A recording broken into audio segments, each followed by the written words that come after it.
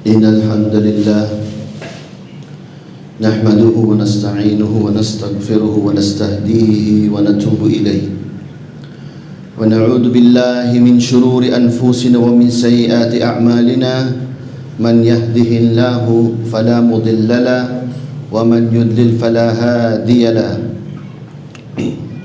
وأشهد أن لا إله إلا الله وحده لا شريك له وأشهد أن محمدا عبده ورسوله صلى الله عليه وعلى آله ومن تمسك بسنته إلى يوم الدين فقال الله تعالى يا أيها الذين آمنوا اتقوا الله حق تقاته ولا تموتن إلا وأنتم مسلمون وقال أيضا يا أيها الناس اتقوا ربكم الذي خلقكم من نفس واحدة وخلق منها زوجها وبث منهما رجالا كثيرا ونساء واتقوا الله الذي تساءلون به والأرحام إن الله كان عليكم رقيبا وقال في آيات أخرى يا أيها الذين آمنوا اتقوا الله وقولوا قولا سديدا يصلح لكم أعمالكم ويغفر لكم ذنوبكم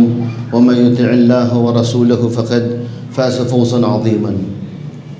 Tunay na ang lahat ng papuri ay para lamang kay Allah subhanahu wa ta'ala. Atin siyang pinupuri. Sa Kanya tayo humihiling ng ating mga pangangailangan at sa Kanya tayo humihingi ng kapatawaran para sa ating mga kasalanan. Ako'y nagpapakopkop kay Allah laban sa kasamaan ng aking sarili at sa masamang resulta ng aking gawa. At sino man ang gabayan ni Allah ay walang makapagliligaw, at sino man ang kanyang hindi bigyan ng gabay ay hindi ito makasusumpong ng gabay. Tunay na ako'y sumasaksi na walang Diyos na dapat sambahin maliban lamang si Allah subhanahu wa ta'ala, ang nag-iisang Diyos ang walang katambal.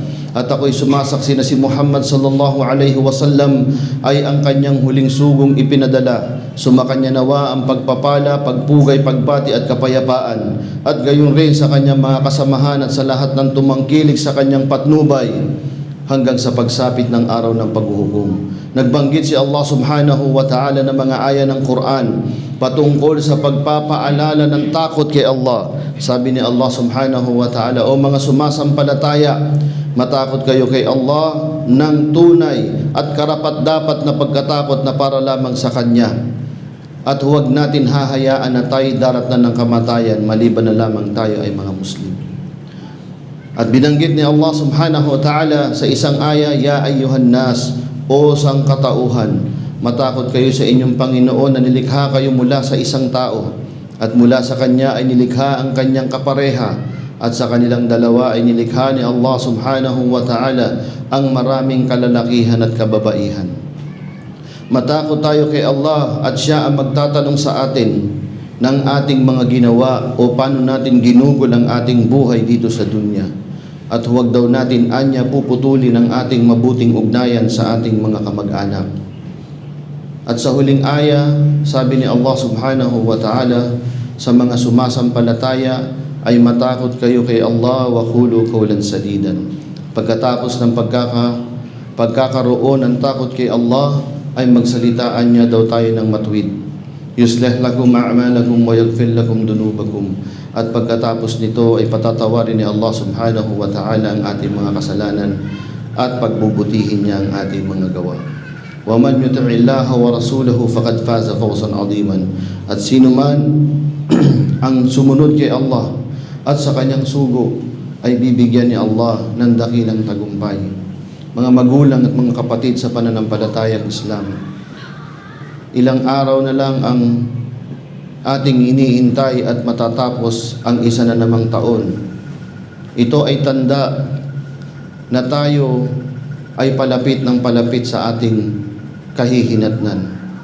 Sa bawat taon na lumilipas ay lumalapit tayo sa ating kahihinatnan na katotohanan. Walang sino man ang kayang lumigtas dito. Kaya nagpayo ang Rasul sallallahu alaihi wasallam sa atin na huwag tayo magkakaroon ng masyadong attachment o masyadong pagkalapit dito sa dunya.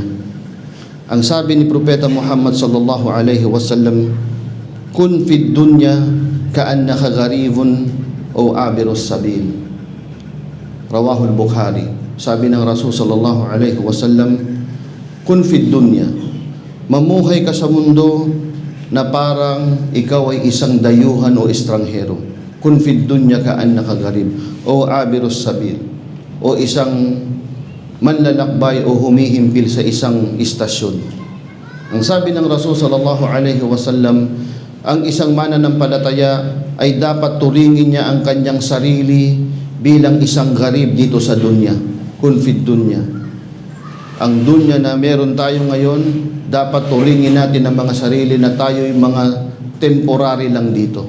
Tayo'y mga pansamantala lamang at tayo ay mga humihimpil lamang dito sa dunya.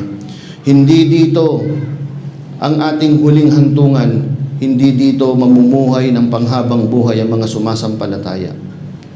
Kaya't sino man ang idikit niya masyado ang kanyang puso dito sa dunya, ay tunay nga na siya ay naging talunan, sapagkat lilisanin din ito ng isang alipin ni Allah subhanahu wa ta'ala. Ang buhay dito sa dunya ay para lang tayong lumalakbay, na tayo hihimpil ng saglit sa isang istasyon, at yun ang tinuturing na buhay natin dito sa dunya. Sa pagtatapos ng taon, marapat na tayo magnilay-nilay. Marapat na tayo ay mag-isip kung tayo ba ay nakapagpondo ng sapat na mga gawain para sa ating mga hinaharap. Sabi ni Allah subhanahu wa ta'ala sa isang aya, Ya ayyuhalladhina amanu taqullaha wal tandur nafsum ma qaddamat lighad. O mga sumasampalataya, matakot kayo kay Allah subhanahu wa ta'ala, wal tandur nafsum ma qaddamat lighad. At tignan nyo ang inyong mga sarili, kung kayo ba ay nakagawa na ng mga bagay-bagay na para magiging baon nyo sa hinaharap. Ito ay sa araw ng paghuhukom. Ang ating mga ginagawa ba ngayon sa ating sarili, sa ating pamumuhay mula nang tayo magkaisip at tayo maging responsable sa ating mga gawa, ay sapat ba na magkaroon tayo ng baon sa hinaharap na araw ng paghuhukom? Sinabi ni Omar bin Khattab radiyallahu anhu sa isang athar, hasibu anfusakum qabla an tuhasibu. Sabi ni Omar bin Khattab radiyallahu anhu, suriin ninyo o bilangin ninyo, hasibu, ang inyong mga sarili. Kumbaga, kwentahin nyo ang inyong mga sarili sa gawaing mabuti at gawaing masama. Qabla an tuhasib. Bago pa sa dumating ang panahon na kayo na ang bibilangan. Kumbaga ngayon pa lang, bago ka pahatulan, tignan mo na ang mga sarili mo. Tignan mo na ang sarili mo sa pang-araw-araw na gawain mo. Kung may tinatawag ang mga ibang mananampalataya na New Year's resolution, ang mga Muslim dapat meron tayong araw-araw o daily resolution. Ang sabi ni Omar bin Khattab radiyallahu anhu, hasibu anfusakum.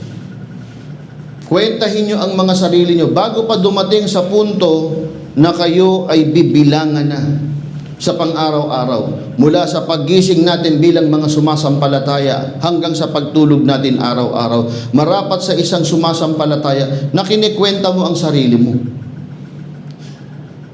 Paggising mo hanggang pagtulog mo sa isang araw, mas marami ka bang ginawang kabutihan o pagsunod, o mas maraming pagsuway? Nagawa ko ba yung aking 5 beses na sala? Ako ba'y nagbisyo? Ako ba'y gumawa ng mga bagay na haram? O ginagawa ko yung responsibilidad ko kay Allah subhanahu wa ta'ala? Hasibu anfusakum.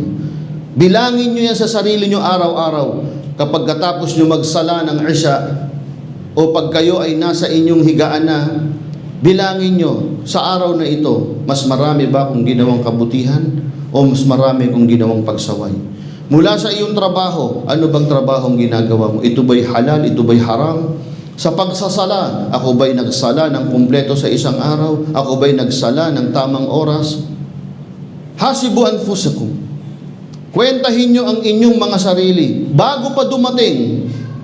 na kayo ay kikwentahan na ipahaharap na sa inyo ni Allah subhanahu wa ta'ala ang ginawa ninyo. Ito pa lang sa mga araw na ito pa lang sa mga panahon na ito, marapat sa isang sumasampalataya na binibilangan na niya ang kanyang sarili. At sa isang sumasampalataya, totoo na tayo'y nag-aalala sa ating mga pang-araw-araw na gawain. Araw-araw na kailangan nating sustento sa ating sarili, sa ating pamilya, pero mas mahalaga na kung nagagampanan ba natin ang responsibilidad natin kay Allah. Sinabi sa Quran, "Ma tadri nafsun mada taksibu gada." Ma tadri nafsun mada taksibu gada. Hindi alam ng isang tao kung ano ang meron siya kinabukasan. Kahit na napakayaman mo ngayon, kahit ikaw pa ang may-ari ng lahat ng mga malalaking pagmamay-ari dito, ma tadri nafsum mada tahsibu gada. Hindi mo alam na bukas wala na yan sa'yo. At kahit na ikaw ang pinakamahirap ngayon, hindi mo alam kung anong nag-aabang sa'yo bukas. At ito'y napatunayan na ni Allah subhanahu wa ta'ala sa atin, na hindi lahat ng tao na meron ngayon ay bukas ay wala. Na lahat ng taong walang-wala ngayon na kung ano ang meron sila naghihintay bukas. Ma tadri nafsum mada tahsibu gada. Wala kang sigurado, wala kang kasiguraduhan kung anong meron ka bukas. Maaring sa araw na to, saganang-sagana ka.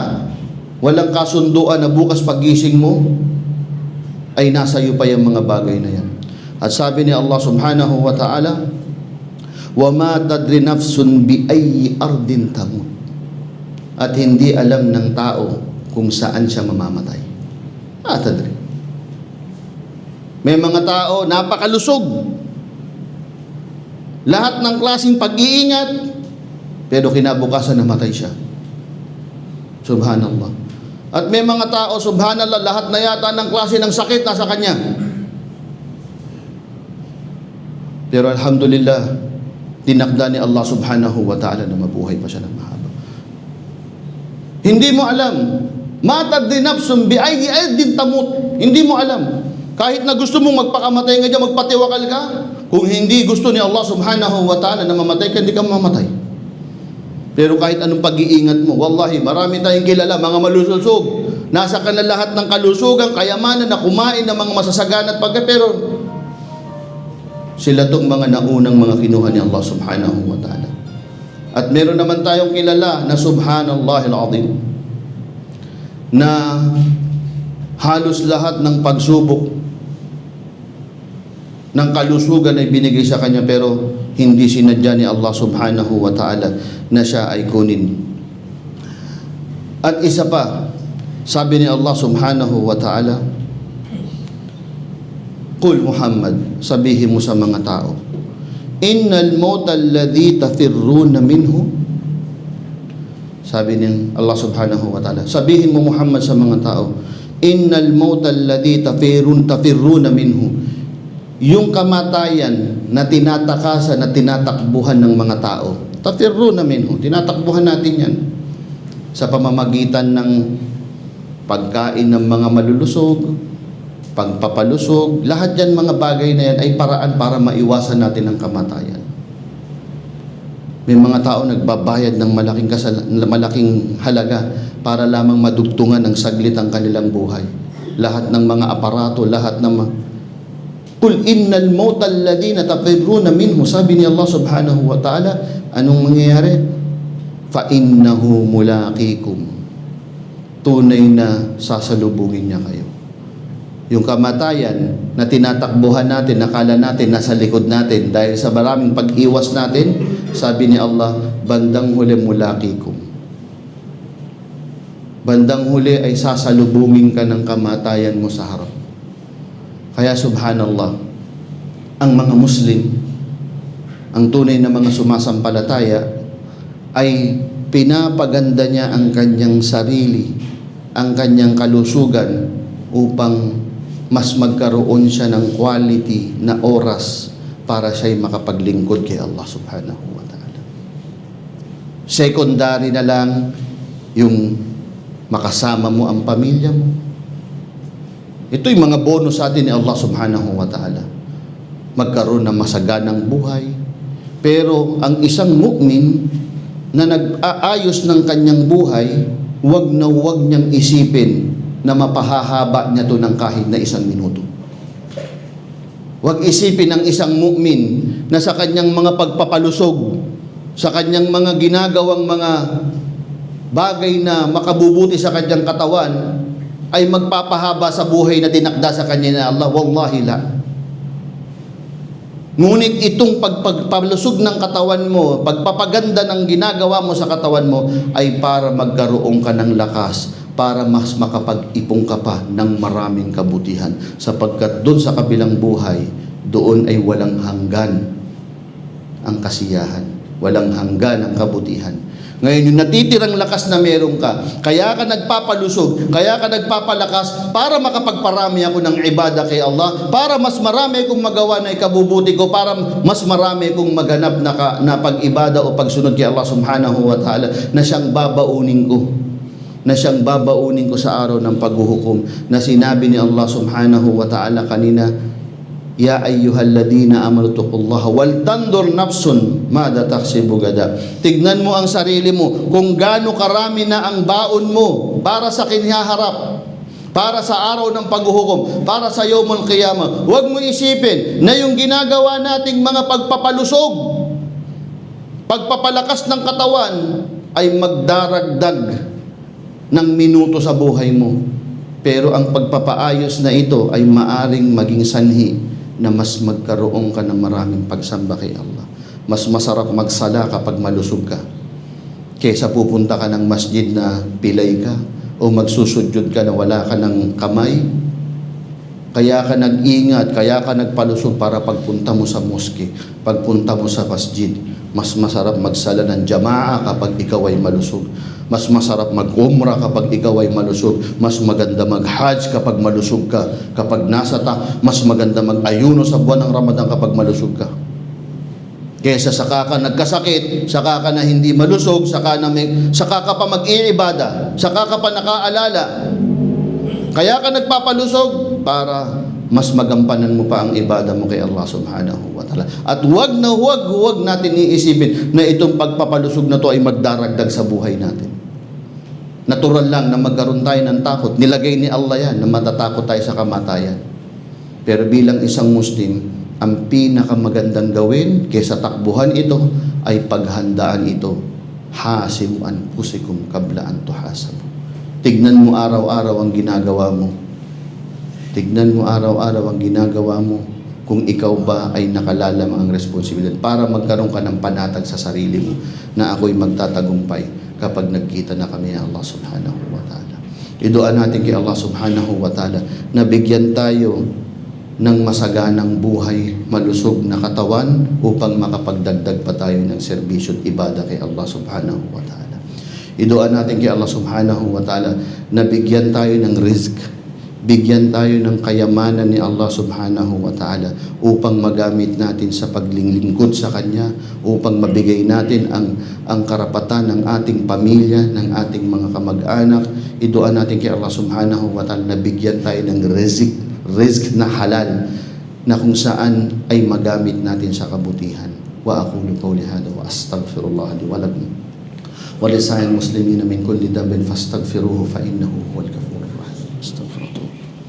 La ilaha illallah wahdahu la syarika lahu. La hawla wa la quwwata illa billah.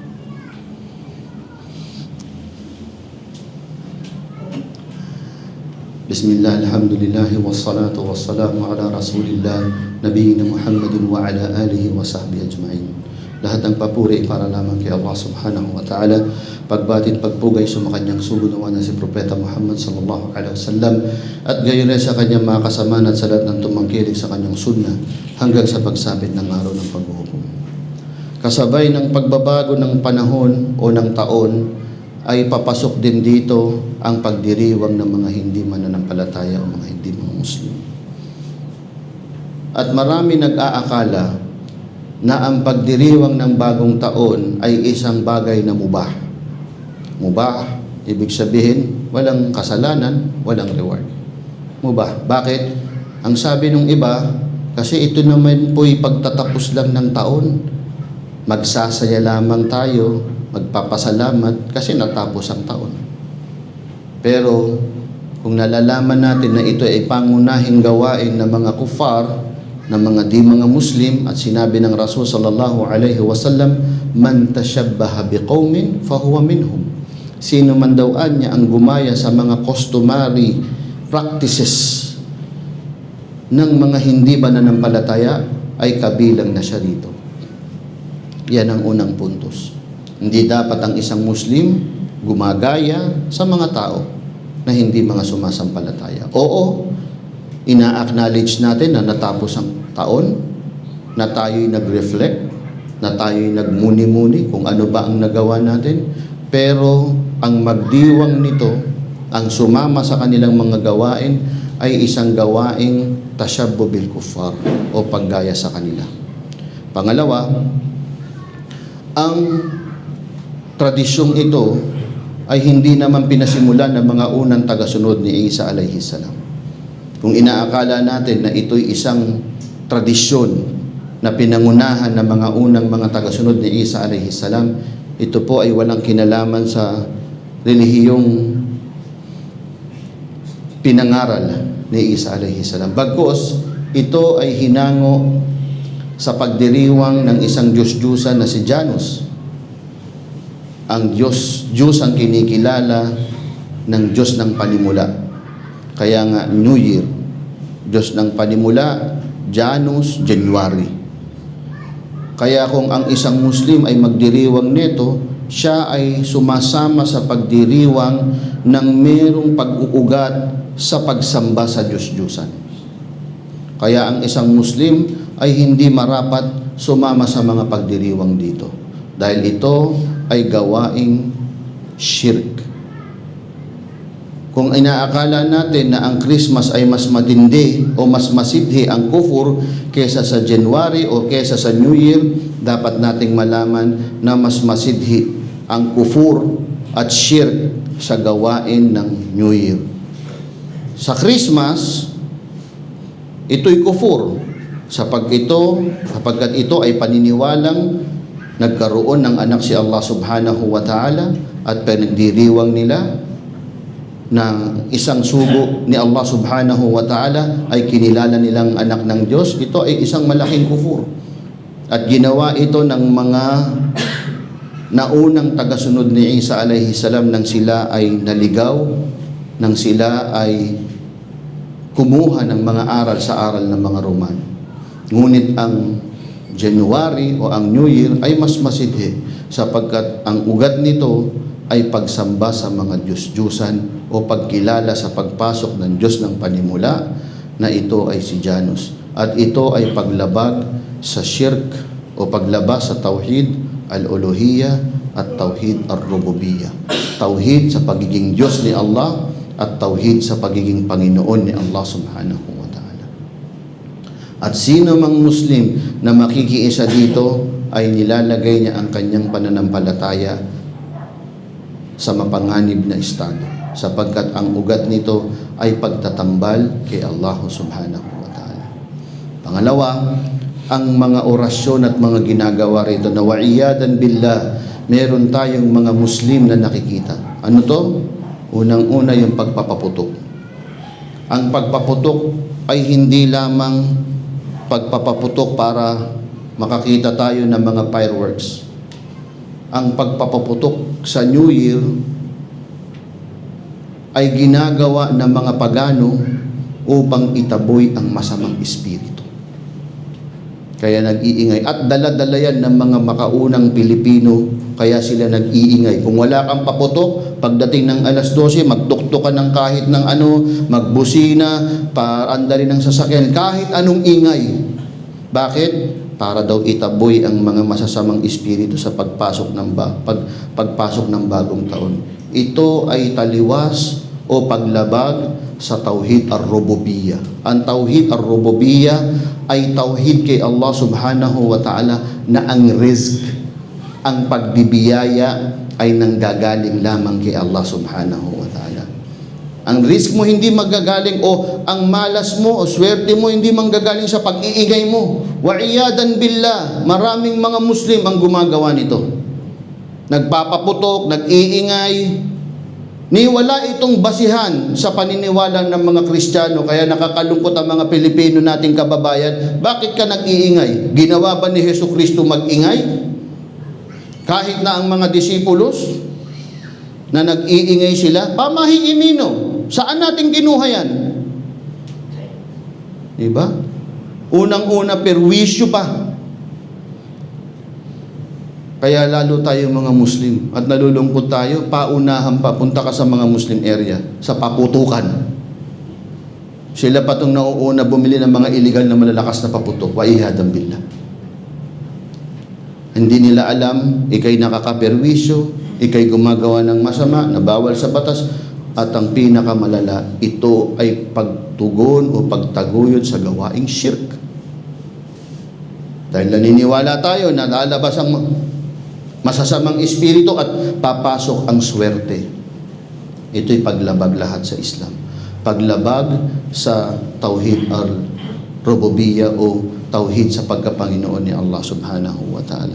Kaya mga magulang at mga kapatid sa pananampalatayang Islam, ang pagpasok ng bagong taon nito ay maari ang Muslim na mag-reflect. Pag-aralan natin ang ating mga sarili, kung ano mga pagkakamali, magbago tayo, magtauba tayo kay Allah subhanahu wa ta'ala, gawin natin mas mainam ang parating na taon, lahat ng ating mga maling ginawa ay pwede tayo mag-reflect. Walang pagkakasala dito. Walang pagkakamali dito.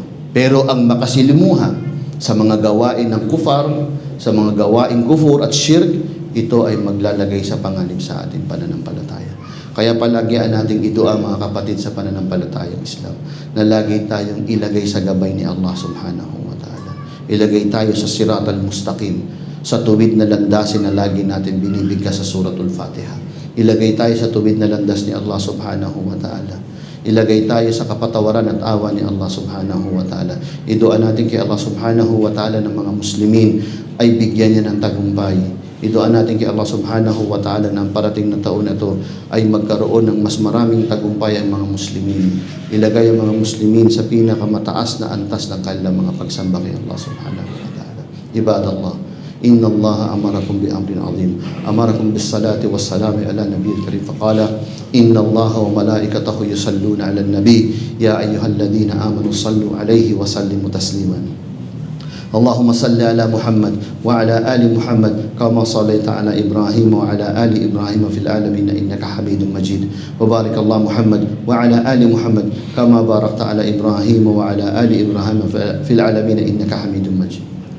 اللهم إنا دعوناك فاستجب لنا دعاءنا فاغفر لنا ذنوبنا وإسرافنا في أمرنا اللهم اغفر للمؤمنين والمؤمنات الأحياء منهم والأموات برحمتك يا أرحم الراحمين. عباد الله اذكروا الله ذكرا كثيرا وسبحوا بكرة وأصيلا وآخر دعوانا الحمد لله رب العالمين وأقيموا الصلاة.